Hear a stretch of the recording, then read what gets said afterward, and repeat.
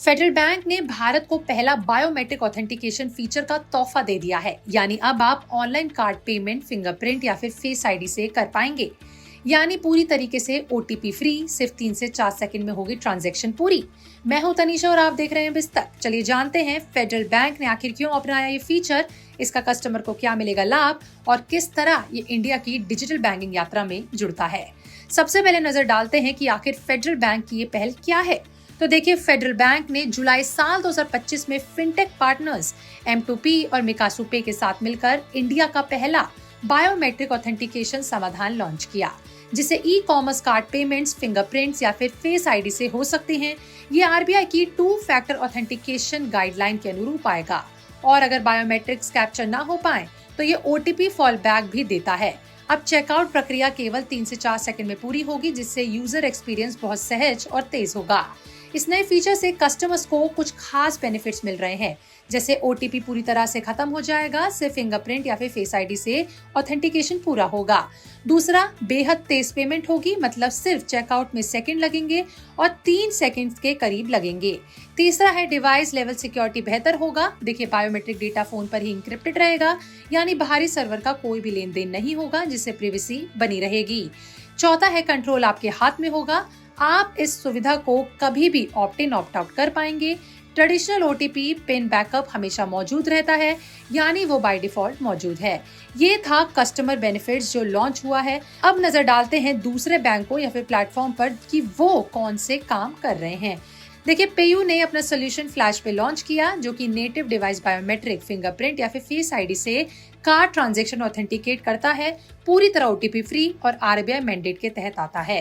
Cash free payment ने अपने secure ID platform पर $1 अरब प्लस यूजर वेरीफाई किए, जिसमें सेल्फी बेस्ड बायोमेट्रिक और लिवलीनेस डिटेक्शन शामिल है। बता दें कि इसमें फेडरल बैंक और पेयू भी शामिल हैं।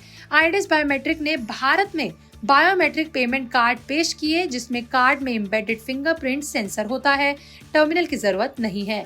ये वीजा मास्टर कार्ड द्वारा इंडोर्स किया गया है।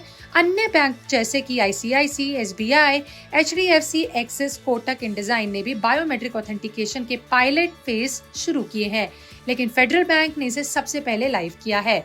चलिए जानते हैं कि आखिर फेडरल बैंक ने ये रास्ता क्यों चुना। देखिए, इस काम के पीछे फेडरल बैंक के कई कारण हैं।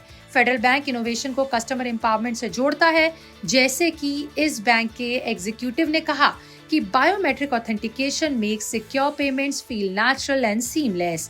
दूसरा था 2FA मैंडेट का पालन करना और OTP बेस्ड फ्रॉड्स की चुनौती से छुटकारा पाना।